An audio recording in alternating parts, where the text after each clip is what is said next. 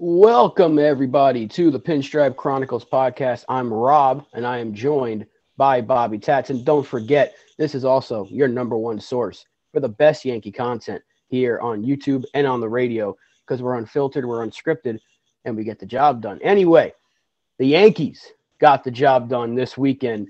Boy, did they ever. Absolutely throttling the Chicago Cubs in a 3-game series. The exciting walk-off to start things off with everyone's favorite catcher, Jose Trevino, and then an offensive outburst in those last 2 games to take the sweep. So, Bobby, give me your overall thoughts on this past series against the Cubbies. Yeah, I think looking back at the first game, 2-1 final, you're like, all right, the offense is still having those little hiccups where they're just not really finding their rhythm. And then you go into the second game, 8-0 shutout. The offense showed up, the pitching showed up, and everything started to click. And you're like, okay, everything is still right in the world. And then yesterday it was just fun, unless you're a Cubs fan. But for Yankee fans, it was a lot of fun. And it wasn't from your typical power guys. Higgy finally had his 2 home runs, although one of them, the second one was hilarious. It looked like the pitch was being thrown, they were trying to throw the ball over the netting, and he just hits it out. Batting practice home run, but home run nonetheless. They all count in the record books. It was really good to see that it wasn't just your typical, Judge, Stanton, Donaldson just providing all the power. Carpenter had a phenomenal weekend. Yesterday was just insane. The 2 almost 7 RBIs, his resurgence in as a baseball player and as a hitter, he is enjoying every moment of it. He's not taking it for granted. He was stoked, when he, hearing his first roll call from the bleachers. He's just really, he's not taking it for granted. And I think that that adds to the specialness of what he's doing and the uniqueness to it. Because like you were saying, we've had players that have been signed on that are, you hope that those veterans can give you a little spark, and it just, they're older, they're washed up, they're past their prime, and it never works out, or rarely works out. With Carpenter, to have a little fun with John Sterling's home run call, Carpenter's nailing it as a Yankee right now. And I think it's, you ride the wave and enjoy it. There's no reason to be overly critical of anything that the Yankees are doing right now. So it really was, it was the Cubs. They're not as formidable of a threat as they were years ago when they were in that World Series run with the prime of those players. They're all past. We actually have one of them on our team in Rizzo. So it's, the Yankees are just, they're providing high energy ball games, and that's what we expect from them. And we're finally getting what we're expecting. And it's something to just sit back and just enjoy. Yeah, I mean, when you think about the Cubs not being a very good team this year, you're supposed to beat them. Maybe not to what we actually ended up doing in the terms of overall score in the series, but I wouldn't say a sweep was expected, but a series win was certainly expected. Yeah. And just like I expected us to take the series against the Twins, that ended up being a lot more difficult than I thought, but we did it anyway. But to do this offensively against the Cubs, what did we score? 18 yesterday? Like that's nuts. And for a little while, it was kind of close. Like the Cubs took the lead, and then the Yankees just put 5 on the board in a blink. And you're like, all right, well, this is gonna be one of those days. But even when we were up like 10-2, they were kind of threatening. And like, please don't do this. Don't let them get that big hit. I don't want this to be a 10-9 finish or something like that. But Tyone wasn't great. He kind of labored through 5, but the offense obviously picked him up, and then the offense picked up Monty in the second game, which was very nice to see because that's a rare sight that Montgomery, not only did he pitch great, the offense hit for him. All the home runs, just Aaron Judge continues to do Aaron Judge things offensively and defensively. Gallo came through yesterday as well. He's been catching fire as of late. Everybody's hitting, and when you talked about Carpenter, it's special. Like, just the fact that pretty much all of his hits, except for like 2, have been home runs, and you're just like, all right, when he makes contact, it's going over the wall. And in Yankee Stadium, lefty bat, anybody can become a power hitter. So you take advantage of that porch, and that's what he's doing. And I'm loving it because everybody's contributing in some fashion. Even Marwin Gonzalez wasn't great at the plate yesterday, but he made a couple of decent plays and left. But when he's out there, he's found a way to contribute. Higgy finally getting one over the wall, and he credited Trevino for helping him out with his swing, which is nice because he was hitting the ball like crazy in the spring and then he was the worst hitter, I think, out of every qualified player in baseball in terms of slugging percentage and certain statistics. So it's nice to see him finally swinging the bat and getting production. But yeah, everyone's contributing. The pitching's been fine, except for Cole the other day. But yeah, just keep winning. And obviously we're going to talk about this tomorrow with the big week we have ahead of us. But right now we're 8.5 up in the standings, and everything is right in Yankee land, and there's really nothing to complain about. Like, I can't find anything to really critique. Can you? No, I really can't. Only because we've been on such a good run, and the pitching was giving us, it was like they were all competing on, who was going to get the no-hitter or a perfect game. And just go really deep into games. The opposing, offense was just completely shut down. This past week, you saw that they were starting to become human again, but they weren't falling apart. They were really except for that Cole start, which was really just strange. To see that as often that he's having these type of games where he just can't find it. So it's that part of it's a little concerning.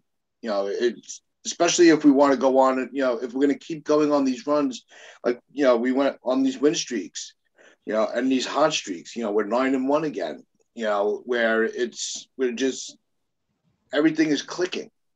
So there's really nothing to really overly critique. Pitching just had, some of the pitches, the last time through the rotation was a little rough, but they didn't let it really derail, the momentum for the season. And they were able to get the offense to help them out in some games. So everybody has each other's back. Everybody's working together.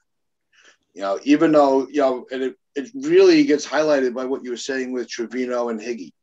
Here are two guys competing to be a regular in that lineup and behind the plate, yet they're still working together. So there's no inner competition. The competition is against the opposition. And that is why there's such a different aura about this year with this team. Yeah. I mean, everything has been different. Like, the coaching's been different. Our new hitting coach, remember early in the season, we couldn't hit, and we were questioning, what is Lawson doing differently than Marcus Timms? Is there anything different? Yeah. And now you're starting to see the philosophy, which is just make contact, basically. His philosophy was very simple, just hit strikes, and the only player two players it's kind of hasn't had a real progression for Gallo and Hicks, but even Gallo lately has been hitting. Hicks had that good week, and then he kind of reared his ugly head again this weekend. He was one of the only guys that didn't really produce, but it's Aaron Hicks. I don't want to start talking about him again, but everyone is starting to hit strikes, and that's what his philosophy was. And it was very simplified. Like, look, if you get a pitch to hit, swing. And we're still being patient. We're still waiting for our pitches, but we're also not hitting the ball into the ground like we were last year. Yeah. That's the big difference. Like, Gleyber Torres is the perfect example of a player that's bounced back from this new philosophy. He's changed his swing a little bit. The leg kick's a little lower. He's going the other way. The launch angle's up, line drives, power. And it's great to see his resurgence. But I did want to talk about Garrett Cole, and I don't want to be too negative right now, but as you said, it is a little bit, I'll say, eye-raising, because this is now his fourth or fifth start where you're like, he did not have it. And for him to be the ace and the guy we're going to keep bringing up that contract, he's getting paid the amount of money he is. He's already had a handful, literally, of starts where you're like, man, he didn't have it. And you can't say that about anybody else in this rotation, that they've had 4 or 5 bad starts. But Garrett Cole has had about 4 or 5 bad starts, and 3 of them were at the beginning of the year. But then you look at his game against Baltimore. Yeah, he went 8 innings, but he gave up 5 runs. Yeah. And then Minnesota, you can't have that happen when you're an ace. You can't give up 3 home runs to start the game and give up 5 in total. 7 runs, and he didn't even make it through 3 innings, I think. And then you see the bullpen come in and not give up anything else. So you're like, what was going wrong for Cole? They solved him. Was he tipping pitches? Did he just not have it? And Michael Kay brought up something on his show that Al Leiter said, when you're pitching, you make, 33, 34 starts, whatever it is. Yeah. You're going to have about 5 or 6 that are just, you're untouchable, right? You're going to have about 5 or 6 where nothing goes right. And then those starts in between is where you really can find what the pitcher is. But the fact that Garrett Cole has already had 5 or so starts where you're like, he looked bad, that's concerning. And you shouldn't be saying that about your ace. Now, I'm not going to sit here and be like, it's a waste of money, they shouldn't have signed him, go back in time and redo it or trade him, nonsense like that. I'm sure he's going to figure it out. But it is a little bit concerning that when you look at our rotation, there's only one pitcher who has an ERA over 3, and that's Garrett Cole. That's the problem. Yeah, and I think Tyone might. I don't know if he actually went over 3 yesterday, but if he did, he's like right, just a tad over 3. Yeah, he's on that fence. Yeah. Yeah, and Garrett Cole is like approaching 4, and that was that one really, really bad start. But again, he's had multiple starts where he's just looked awful, and it is a little eye-raising. So if the Yankees are going to continue this pace, and especially when they get to October, you know who's starting game 1, and he needs to be that guy. And I'm not souring on Garrett Cole saying I'm losing confidence in him, but it is a little concerning that we're in June, he's already had those quote-unquote 5 awful starts. But the reason that it's been so alarming and concerning is when you are tagged with that ace status, going back to Al Leiter's breakdown, when you have those 5, 6 bad games, that's over a season. You know, we're not even at the All-Star break, and he's given us that number of bad starts. So that's why, even though we're not hitting the panic button, we're paying attention. You know, something's just not clicking. You know, is it the issue with the spine attack? Was that more attributing to his success than we thought, or is it just he's just having a rough year? Or a rough start to the year? The second half, Cole could be, Cy Young-like. We don't know. So that's why we're not, you can't over-exaggerate that, he's just that it's a wasted contract, because it's not. We all screamed for him. Now we have him. Now we work with, now we deal with him. So, it's not like, nobody wanted Cole. Well, see, this is why we didn't want him, because, he can't pitch in New York, he can't pitch in New York and all that, narrative that you'll hear once in a while from big signings. Cole's going to, I really am, in my gut, Cole's going to be fine. Yeah. He's going to figure it out. Yeah. And he's going to, then come playoff time, he's got to be in a position where his confidence is peaked, so he can redeem himself from that wild card game. Because it doesn't matter what your numbers are. You can have a 15 ERA in the regular season. We need you to have ace numbers in your postseason performances. Yeah. And the thing that I think is going to help Cole as the season goes on is I'm looking at his game log. After those first 3 starts, which he was just rough, he turned in really, really good starts for a good stretch of games. And it wasn't until that Baltimore game on the 23rd that he struggled. Every other start, you were like, okay, he's striking out. He struck out 9 against Cleveland. Then he had 10 against Texas. Struck out 9 in the game against the White Sox, even though he gave up a few runs. Even in that game against Baltimore, he struck out 11. So you're like, that was a really mixed bag, but he still gave up 5 runs. And then the next 2 starts after that, he was basically unhittable. And then he turned in this start against Minnesota. So, yeah, it's probably just like a bump in the road for him. But it is, again, I'm just going to say it's a little bit concerning that out of all of our starters, the ace is the one that's had 5 bad starts already. If this was Severino doing this, you're like, okay, he's working his way back. He's finally starting again. Even if this was Cortez, you'd be like, all right, it's not the end of the world because he's your number 5 starter. But it's the number 1 that's giving you like, kind of like agita when he's like, is he going to have that game or is it where he's untouchable or is he just going to get lit up? And I'm sure next start out, he's going to go against Tampa Bay, and knowing him, he's probably going to fire 7-8 innings and give up 1 or 2 runs. And he'd be like, well, there goes all of our questions. Yeah. And he'd answer them. But I do want more consistency. I'm not saying he's got to shut them down every single start, but don't give up 7 runs. That's all I'm asking. If you want to give up 2 or 3, if you're giving us 7 innings and you're saving the bullpen every 5th day, that's what I want out of the ace. And not everyone's going to give you DeGrom numbers. I wish if that was the case, then the Yankees would probably be getting a bargain if he was putting up DeGrom numbers. But we just need him to be that pitcher he was for that good stretch before he had this clunker against Minnesota. So I'm not concerned that he's going to have a bad year. I'm just kind of stepping back a little bit like, whoa, hey, what are you doing here? What's going on? What's going wrong? I don't think Spider Tack is a big deal. Minnesota's got a good lineup. They can that hit. Lineup is they're a contact team just like we are. Yeah, and they can hit it out of the park clearly because they took Garrett Cole deep 5 times. So it is a little eye-opening. It's a little alarming, but I don't think it's a reason to hit the panic button yet. But it is a topic of conversation because the rotation had been so good. And even though against Minnesota, everybody struggled, Cole's struggles were so magnified because it's like he gave up how many runs, but yet we still won the game. So it was like, all right, just bounce back and we'll forget about it. And luckily, it's still only June. And there's no reason to think he's going to do this the rest of the season. But it is something that has been a pretty big topic of conversation. So felt like we should have touched up on it a little bit at least. No, because it was the way that the game started for him. 3 straight home runs.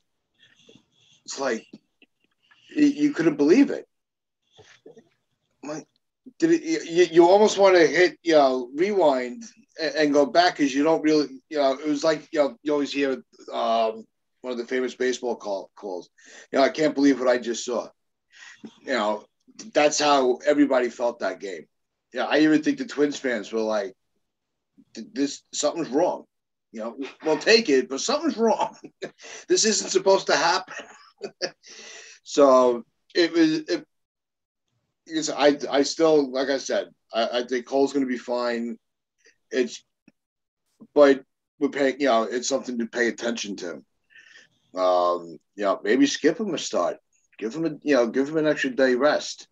Something to kind of help, see what can help him reset. I don't think you can with this stretch of games we have coming up. It's like this. If the schedule's got to allow it. Yeah. If we were playing like Baltimore and I don't know Kansas City in a consecutive series, maybe you skip him and start Clark Schmidt or something, or you call up a guy like Sears that we've done already this year. But because we have Tampa twice and Houston and Toronto coming up on the schedule, you can't skip him. But again, it's probably going to end up being the case where he goes out against Tampa Bay. I think he pitches on Wednesday, but he pitches. Tomorrow. Does he start the series? I thought it was going to be. He starts the series. I'm going to look up the schedule right now and see what. Well, and whenever Cole versus Kluber tomorrow. Okay, so knowing him, he'll go out there and just fire 7 innings and give us a chance to win. because that's what you expect out of him. And he's good enough to have a short memory, forget about it, and go out there and just pitch.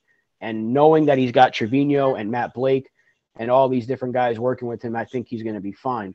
So, again, we're not saying the end is here for Garrett Cole. We're not saying the sky is falling, you need to get rid of him, because there are some people that have gone that route already and said he's a waste of money, blah, blah, blah. Just pointing out the obvious, that he's had some clunkers and a little bit too much for our liking to this point in the season. And if there's anybody that needs to get going and stay steady for the rest of the year, it's the ace. And that's what you expect out of him. That's why you're paying him. And it's definitely a confidence boost because we need him in October. So, yeah, if he pitches to a 3.2 ERA or something like last year, but he comes out in the playoffs and lights out, fine. Nobody cares about it. Yeah. Exactly. It all comes down to October. But, again, you don't want to see him giving up 7 runs, especially against a team that you might see come October. So that's really all I wanted to say about Garrett Cole. I'm not concerned about him, or a little bit. I'm a little bit concerned, but I'm not hitting the panic button saying trade him. So that's really it about him. However, our MVP, our captain, he continues to raise eyebrows. Now he's diving in center field, making plays look easy. He's hitting leadoff home runs. He's 3 for 5 yesterday in the leadoff spot. Is there anything he can't do?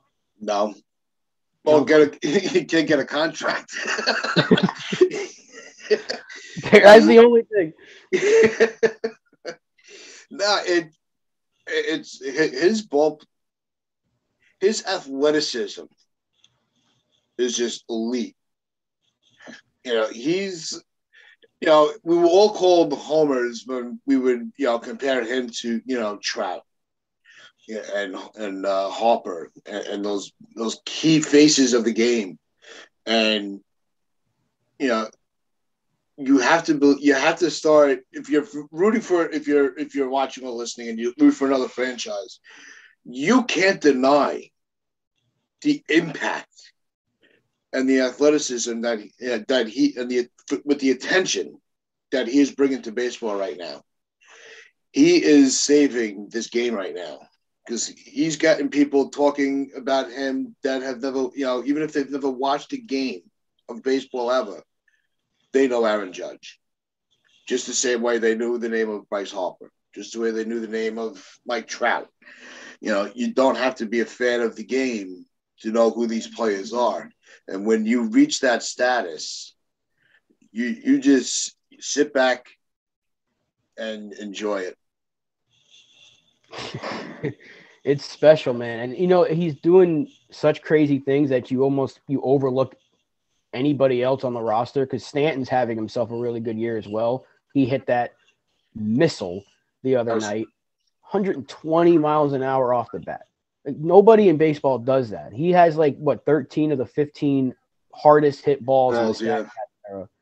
And the other 2 are Aaron Judge. He just hits absolute missiles and there's no doubt shots. And he's got 13 home runs and he missed 10 games. So you can only imagine what his number would be had he played every single day. And what does he have? I think he's right at 40 RBIs for the year. He's hitting 275. He's having himself a fine season. And it's kind of getting overlooked because of what Aaron Judge is doing. Aaron Judge is on pace to have the best year in Yankee history, and it's crazy. Now, will he keep up that pace? Probably not. It's almost, you can't really say he's going to do it, but if he gets anywhere close, even if he ends up with the same numbers as his rookie year, that would have been an MVP season, if not for the league giving it to Altuve. But it's special. And you're watching him. Now he's played more games in center field than right. And you would have thought he was a center fielder from the start.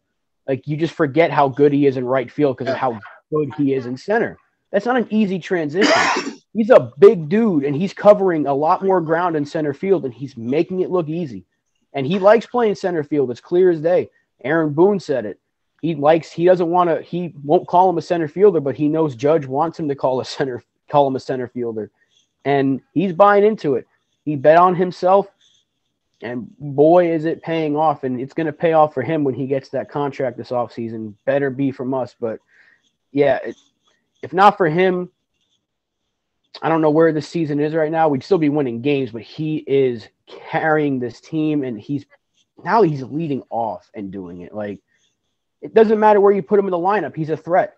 Imagine you look at him, and then you got to deal with Rizzo and Stanton and Donaldson behind him. Torres is hitting again.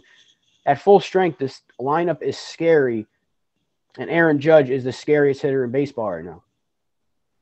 No, that's exactly it. He's the scariest player in baseball. Yeah, and like I even said, even on the defensive side, everybody's well tuned in with his offensive ability, but his defensive ability is starting to really shine. When you're center field, especially at Yankee Stadium, is not an easy position to play. So when you're able to do it flawlessly, going from right to center, you're really highlighting again your athleticism. And you're not just that power hitter that sits in the corner of the outfield. You are that game changer. It completely shut down. You don't run on extra bases if it's hit there. You better be damn well sure that you have enough speed to get to second base if you're going to try to stretch it to a double, because 8 times out of 10 you're out. You don't have a chance. And it's funny because we had to do the outfield realignment, and it reminds me of what we did last year too late when we realigned the infield. And maybe the Yankees were saying to themselves, look, we have to do it. We have to put Judge in center. Can't wait this time, yeah. Yeah, because Gallo's clearly more comfortable in right. And Hicks is obviously looks more comfortable in center as of late. And knowing that you have Stanton that can play left or right on a certain day, maybe this is the outfield alignment going forward. The less Aaron Hicks, the better. But the fact that Judge has made that seamless transition and said, yeah, I'll play center field whenever, that's fine. And he's looking great. He should win a Gold Glove at both positions because he's played basically the same amount of games. I think one more game in center field than right field this year, but he's playing basically every day. And no matter where you put him, he's giving you Gold Glove defense and he's giving you MVP offense. That is a special player. And it backs up everything that we've been saying on the show that the Yankees need to pay him, because he is the face of your franchise and he is proving. And I don't want to hear if healthy, because his injuries have been freak injuries. But yeah, he's proving that when he's out in the field, he's the best player on this team. He's the best player on the Yankees, and we have a lot of really good players. And he's more than likely going to be the best player out there on the field on any given day. So, yeah, it's a historic year. We're getting a lot of history. Matt Carpenter's making history for the Yankees. Nestor Cortez, the starting rotation in general. Aaron Judge. A lot of guys are contributing to what's been a really, really fun year to this point. 8.5 game lead in the AL East, and we're getting ready for a very, very, very big week coming up in Yankee Land, which we're going to break down tomorrow when we have our third member returning, Mr. Donald Stewart, off for the day. He'll be back tomorrow, and we will be breaking it all down. Bobby, if you have anything else you want to bring up today, if not, we can close it out here. All right, just go to the channel on YouTube. Check out the Upper Deck podcast. They put a great episode up yesterday for the weekend review, and give the girls a listen. They do a phenomenal job breaking down the weekly events and highlights. Absolutely. Give Lynn and Chris a listen. They are awesome. We love them here.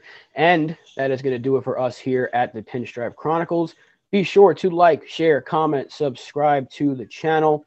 Check us out on sportnarium.com/player and Northeast Streaming Sports on Roku. And remember to always wear your pinstripes with pride and play hard.